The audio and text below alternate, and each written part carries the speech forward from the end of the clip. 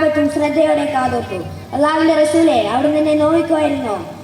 അവിടുത്തെ വടി എൻ്റെ ഉദരത്തിൽ തട്ടി വല്ലാതെ വേദനിക്കുന്നു. സത്യവും നീതിയും കാരണമായാണ് അള്ളാഹു അങ്ങേ നിയോഗിച്ചത്. പരിഭ്രമം പോലെ വേദനിപ്പിക്കാനല്ലോ, പരിഭ്രമം പോലെ ജവാദ് റളിയല്ലാഹു അൻഹു പറഞ്ഞു.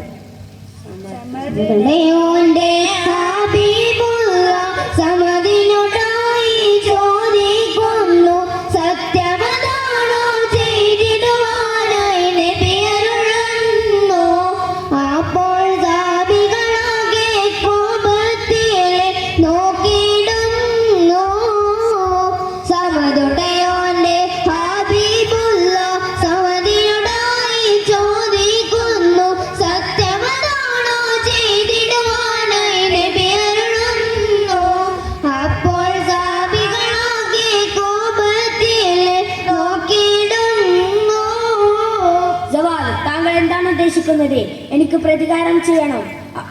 അവിടുത്തെ കരങ്ങളിലുള്ള വടി എനിക്ക് തരുമോ? അങ്ങയുടെ വരയിൽ ഞാൻ കുത്തട്ടെ. ജവാദ് റളിയല്ലാഹു അൻഹു മറുപടി പറഞ്ഞു. കണ്ണീരിൽ മുങ്ങി സവാദെന്നെ മുത്തുന്നു, കാരുണ്യദൂതരേ ദഹമിൽ വന്നെത്തും. കയ്യിൽ നിന്നവടറിയാതെ വീഴുന്നു, കൽവിൽ നിന്ന് സാരമൊഴുകുന്നു. കണ്ണീരിൽ മുങ്ങി സവാദെന്നെ മുത്തുന്നു, കാരുണ്യദൂതരേ ദഹമിൽ വന്നെത്തും. കയ്യിൽ നിന്നവടറിയാതെ വീഴുന്നു, കൽവിൽ നിന്ന് സാരമൊഴുകുന്നു. തിരുനബിയുടെ തളിർ പോലെയുള്ള ശരീരം കണ്ട് ജവാദ് റളിയല്ലാഹു അൻഹു ആഹ്ലാദഭരിതനായി. കയ്യിൽ നിന്നും വടി താഴെ വീണു. ജവാദ് തിരുനബിയുടെ പുണ്യശരീരവും കൺകുളിർ കണ്ട് ആസ്വദിച്ചു. ശേഷം തിരുനബിയോടെ അടുത്ത സ്നേഹവായ്പോടെ കെട്ടിപ്പിടിച്ചു.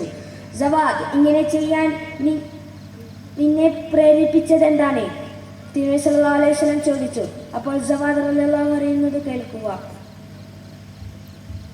നബിയേ നബിയേ സ്വർഗ പൂങ്കനിയേ, അങ്ങന്റെ കൽബിൽ തേങ്കനിയേ, അയകുനിറന്ന മുനയിൽ എത്താനായി ആശയായി കാലം തേറുന്നു.